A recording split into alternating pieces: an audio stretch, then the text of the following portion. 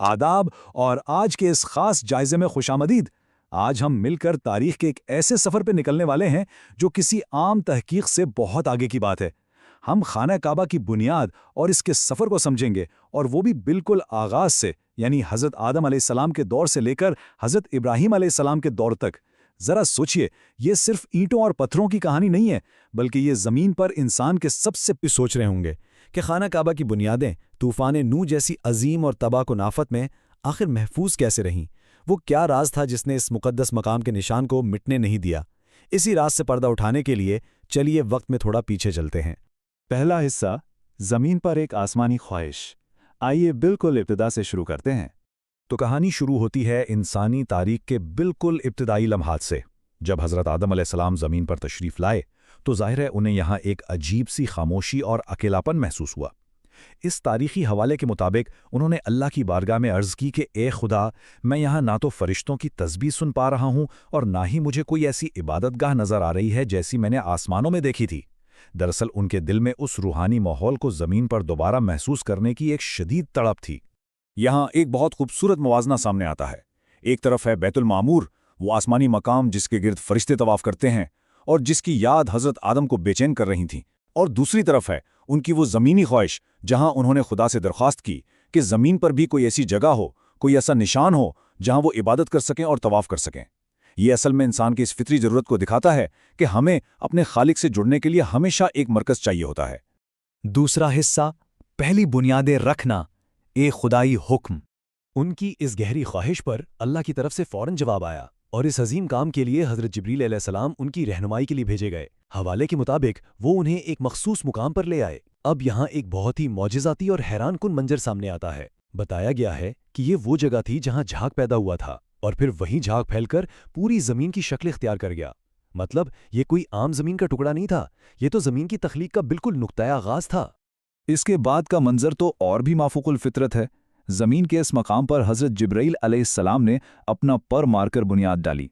और ज़रा तसव्वुर करें, ये बुनियाद कोई चंद फुट गहरी नहीं थी, ये सीधा 7वीं ज़मीन तक गहरी थी। इसके स्केल और गहराई का तसव्वुर ही रोंगटे खड़े कर देता है। ये इस बात का सबूत है कि इस जगह की जड़ें कायनात के वजूद के साथ कितनी मजबूती से जुड़ी हुई हैं। अच्छा, जब दीवारें उठाने का वक्त आया तो इसका तरीका भी इतना ही दिलचस्प था। फरिश्तों ने इन बुनियादों को भरने के लिए दुनिया के 5 मुख्तलिफ और बेहद अहम पहाड़ों से पत्थर जमा किए। ये पहाड़ थे कोहे लुबनान, कोहे तूर, कोहे जूदी, कोहे हरा और कोहे तोरजीता। इन खास जोग्राफियाई मकामात से पत्थर लाने का मकसद यही था कि ये अजीम इमारत अपने अंदर पूरी दुनिया की मुकद्दस मट्टी और तकदीस को समेट ले। तो जब इन पत्थरों से चारों तरफ दीवारें उठा दी गईं तो ये पहला मरहला मुकम्मल हो गया, और इस तरह हज़रत आदम अलैहिस्सलाम ने इस नई तामीर शुदा इमारत की तरफ रुख करके नमाज अदा की और इसका तवाफ शुरू किया। आप कह सकते हैं कि ज़मीन पर बाकायदा इबादत की सबसे पहली रस्म बिल्कुल इसी जगह पर अदा हुई थी। अभी हमने हज़रत आदम के दौर यानी पहली तामीर को समझा। अब वक्त में एक बहुत बड़ी छलांग लगाते हैं और चलते हैं हज़रत नूह के दौर में, जहाँ तूफ़ान अजीम आया था, और फिर वहाँ से हम हज़रत इब्राहीम के दौर तक जाएंगे जहाँ उसकी दोबारा तामीर हुई। ये टाइमलाइन हमें याद दिलाती है कि ये कोई चंद सालों की कहानी नहीं, बल्कि हज़ारों साल पर मुहित एक अजीम और तवील सिलसिला है। तीसरा हिस्सा, तूफ़ान अजीम के असरात, हज़रत नूह का दौर। तूफ़ान नूह आने तक खाना काबा अपनी इसी हालत में मौजूद रहा और लोग वहाँ इबादत करते रहे। लेकिन फिर वो वक्त आया जब सब कुछ पानी के इस अजीम सैलाब में डूब गया। अब मतन हमें एक बहुत हैरानकुन बात बताता है। इस तबाहकुन तूफ़ान के दौरान काबा की वो ज़ाहिरी इमारत ज़मीन पर नहीं रही, बल्कि उसे आसमान की तरफ उठा लिया गया। जी हाँ, वो पत्थर और वो ढांचा जो फरिश्तों ने बनाया था, उसे तूफ़ान के पानियों से महफूज रखने के लिए आर्जी तौर पर इस दुनिया से गायब कर दिया गया। ज़ाहिरी इमारत तो आसमान पर चली गई, लेकिन ज़मीन पर वो जगह ऐसे ही खाली नहीं छोड़ी गई। हवाला वाज़े करता है कि इमारत की जगह एक ऊंचे लाल रंग के टीले की शक्ल में बाकी रह गई। सैलाब का पानी उतरने के बाद भी ये टीला एक वाज़े तबी निशान के तौर पर वहाँ मौजूद था, जो आसपास की ज़मीन से बिल्कुल अलग और नुमाया था। यहाँ सबसे अहम पॉइंट ये है कि ज़ाहिरी इमारत के वहाँ ना होने के बावजूद इस जगह की रूहानी अहमियत और तकदीस में ज़रा भी कमी नहीं आई। लोग फिर भी इस लाल टीले पर आते, बरकतें तलाश करते और दुआएं मांगते थे। उन्हें इस बात का यकीन था कि ये जगह मुकद्दस है, और ये अकीदा नस्ल दर नस्ल इस खाली टीले के साथ भी जुड़ा रहा। चौथा हिस्सा, दोबारा तामीर का हुक्म, हज़रत इब्राहिम का दौर। अब आते हैं इस तारीखी सफ़र के आखिरी दौर की तरफ। सबसे पहले हज़रत इस्माइल और उनकी वालदा हज़रत हाजरा इस बंजर वादी में आकर बसते हैं। वक्त गुजरता है और उनकी वजह से वहाँ एक छोटी सी आबादी वजूद में आती है। फिर हज़रत हाजरा के इंतकाल के बाद हज़रत इब्राहिम अलैहिस्सलाम को अल्लाह की तरफ से ये हुक्म मिलता है कि वो इस्माइल के साथ मिलकर यहाँ खाना काबा की दोबारा तामीर करें। लेकिन यहाँ एक बहुत ही बड़ा मसला था, एक ऐसा चैलेंज जिसे हल करना बिल्कुल भी आसान नहीं था।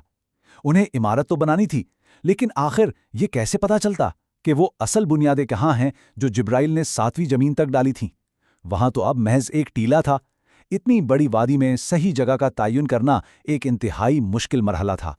और इस मुश्किल का हल किसी इंसानी तहकीक से नहीं बल्कि बराह रास्त आसमानी रहनुमाई से सामने आया। इस हवाले में साफ लिखा है कि इस चैलेंज को एक खुदाई मुदाखलत के जरिए हल किया गया। उन्हें वो निशान दिखाने के लिए एक बहुत ही अनोखा और मौजज़ाती तरीका अपनाया गया। मदन के ऐन अल्फाज कुछ इस तरह हैं। एक बादल का टुकड़ा भेजा गया ताकि उसके साए से काबा बनाए। जरा इस मंजर को इमेजिन करें। एक बादल का टुकड़ा बिल्कुल उसी मुकद्दस जगह के ऊपर आकर रुक गया और जमीन पर पड़ने वाले उसके साए ने एक मुकम्मल आसमानी ब्लूप्रिंट फराहम कर दिया। इस साए से हज़रत इब्राहिम और इस्माइल को वो ठीक ठीक लकीरें मिल गईं जिन पर उन्हें दोबारा वो दीवारें खड़ी करनी थीं। ये इस पूरी दास्तान का एक इंतहाई खूबसूरत और तसल्ली बख्श इख्तिताम है। तो दोस्तों, काबा की ये तारीख सिर्फ पत्थरों को जोड़ने या इमारत बनने की दास्तान नहीं है। ये अकीदे, सब्र और मुसलसल खुदाई रहनुमाई का एक अजीम सिलसिला है। आज की इस गुफ्तगू के इख्तिताम पर एक बहुत ही दिलचस्प सवाल जहन में रह जाता है। खाना काबा की तरह हमारी दुनिया की और ऐसी कितनी अहम तारीखी और रूहानी यादगारें हैं जिनके नीचे इस कदर कदीम और गहरी तारीख छुपी है। ऐसी तारीख जो शायद आज हमारी आंखों से ओझल है, लेकिन जिसकी बुनियादें 7वीं ज़मीन जितनी गहरी हैं। इस सफ़र में साथ रहने का बहुत शुक्रिया।